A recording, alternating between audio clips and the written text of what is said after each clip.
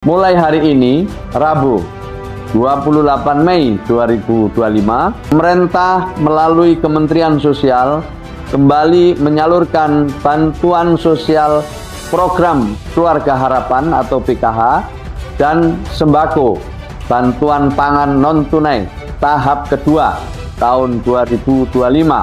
Resmi diumumkan oleh Menteri Sosial Republik Indonesia, Bapak Syaifullah Yusuf atau biasa dipanggil Gus Ipul.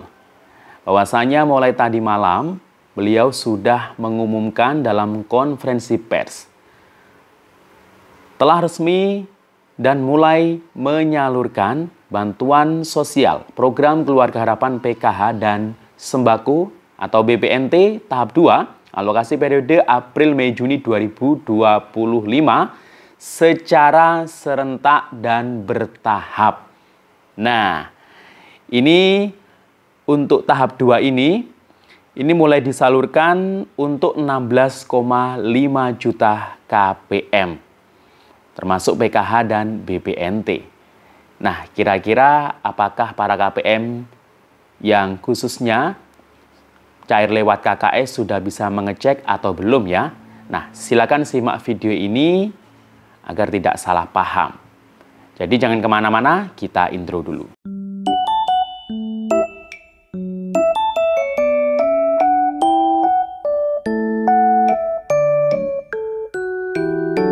Assalamualaikum warahmatullahi wabarakatuh. Salam sejahtera, shalom, om swastiastu, namo buddhaya, salam kebajikan. Sobat YouTube, kembali lagi di channel saya, Sukron Channel. Apa kabar semuanya? Semoga semua dalam keadaan sehat dan dimudahkan rezekinya, amin. Pada video kali ini kita masih membahas soal bantuan sosial. Nah, di video ini kita fokus ke pembahasan bantuan PKH dan BPNT tahap 2 alokasi April-Mei Juni 2025. Nah, alhamdulillah tadi malam Bapak Syaifullah Yusuf atau Gus Ipul selaku Menteri Sosial telah mengumumkan secara resmi dalam konferensi pers. Nah, pengumumannya adalah mengumumkan bahwasanya tadi malam tanggal 28 Mei 2025 ini bantuan PKH dan BPNT tahap 2 resmi mulai disalurkan secara serentak dan bertahap. Nah, ini artinya gimana ya? Apakah KPM pemilik KKS sudah mulai bisa ngecek KKS-nya atau belum? Nanti akan kita bahas terkait hal itu. Dan kira-kira detailnya berapa KPM yang akan cair di tahap 2 ini dan berapa KPM yang bantuannya tidak lanjut lagi atau di stop. Nanti akan kita bahas ya. Nah, maka dari itu simak video ini sampai akhir. Namun sebelum kita lanjut, silakan yang baru bergabung di subscribe dulu channel ini dan ditekan tombol loncengnya agar sobat YouTube semua mendapatkan pemberitahuan video terbaru dari Sukron Channel. Dan jangan lupa di-share di berbagai media sosial dan di-like apabila sobat YouTube suka dengan video ini.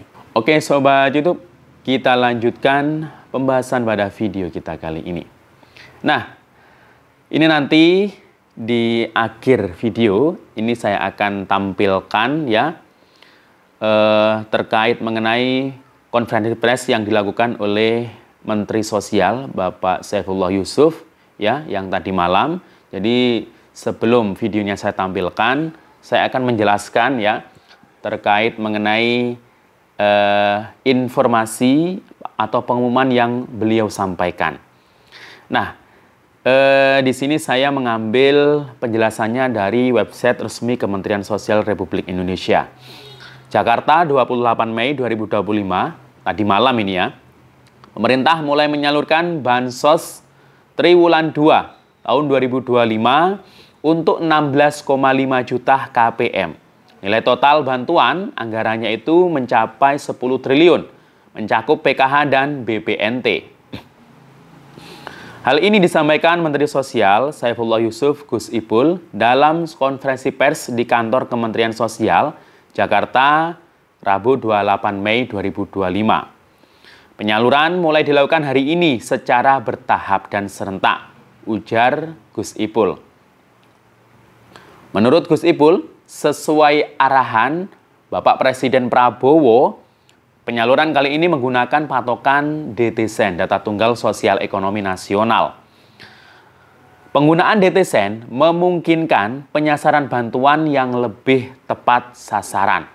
Dari hasil pemutahiran data terpadu atau terbaru sebanyak 1,8 juta KPM ini dinilai tidak layak lagi mendapatkan bantuan atau menerima bantuan. Nah, jadi 1,8 juta KPM yang kemarin biasanya dapat bantuan, nah mulai tahap 2 ini siap-siap dicoret ya.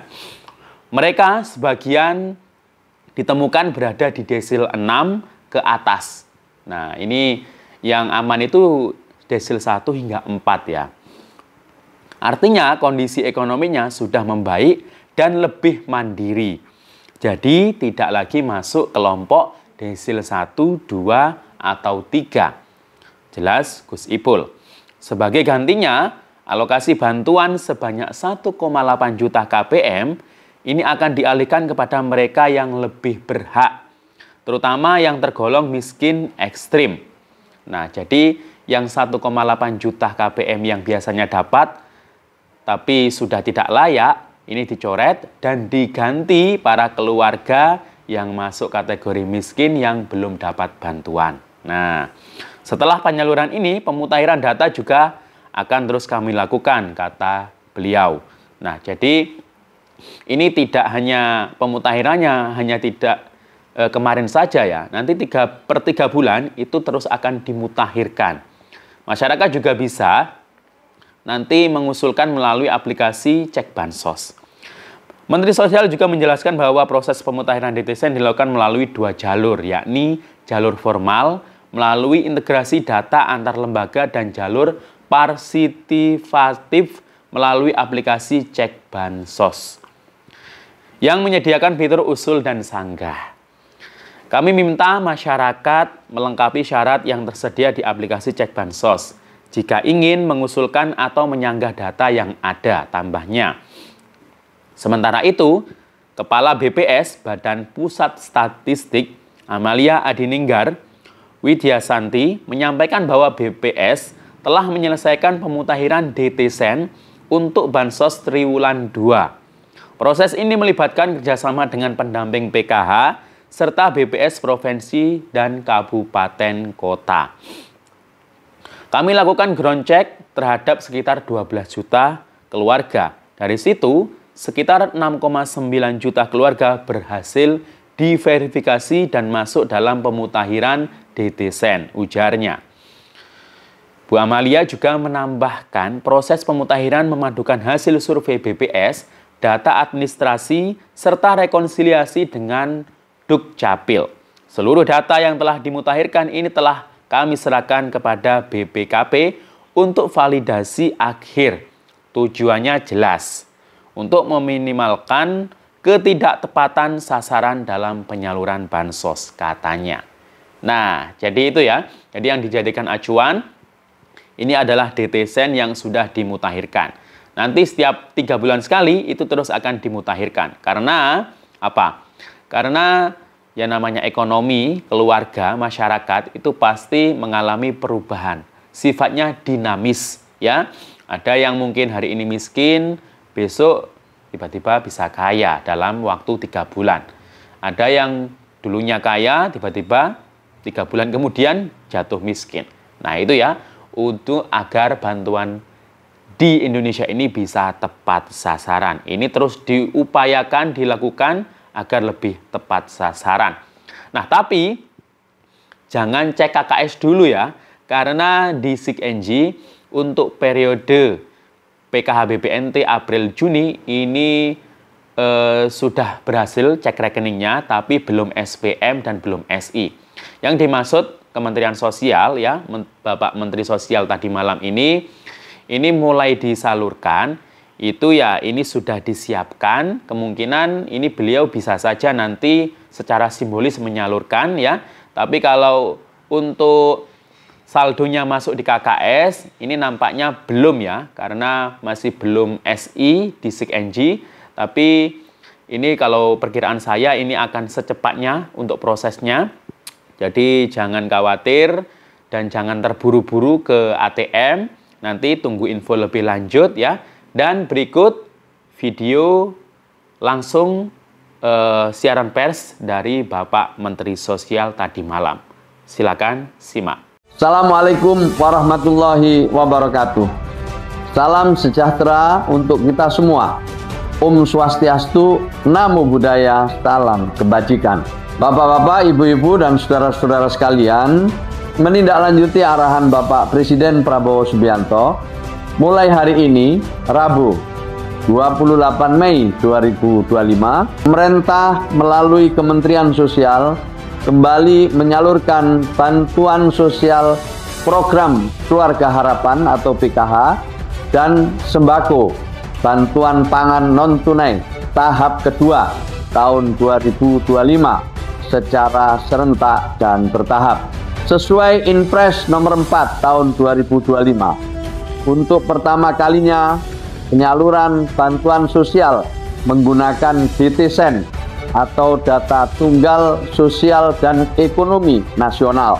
DTSEN adalah data yang mencakup kondisi individu dan keluarga yang menyatu dan lengkap.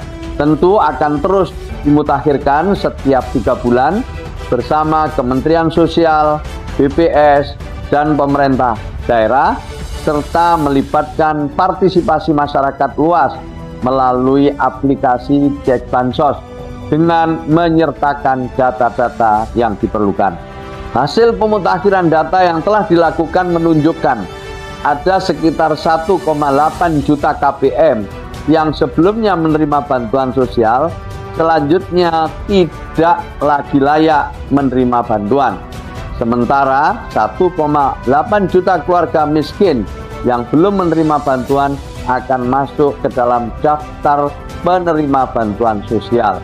Ini sekaligus adalah upaya untuk membuat program pemerintah lebih tepat sasaran dan bisa diterima oleh mereka yang benar-benar membutuhkan bantuan. Mari kita kawal bersama penyempurnaan DTSEN dan penyaluran bansos. Sebab dengan data yang akurat, tentu program dan bantuan pemerintah akan tepat sasaran dan efektif meningkatkan kesejahteraan sosial. Terima kasih atas perhatian dan partisipasinya. Assalamualaikum warahmatullahi wabarakatuh.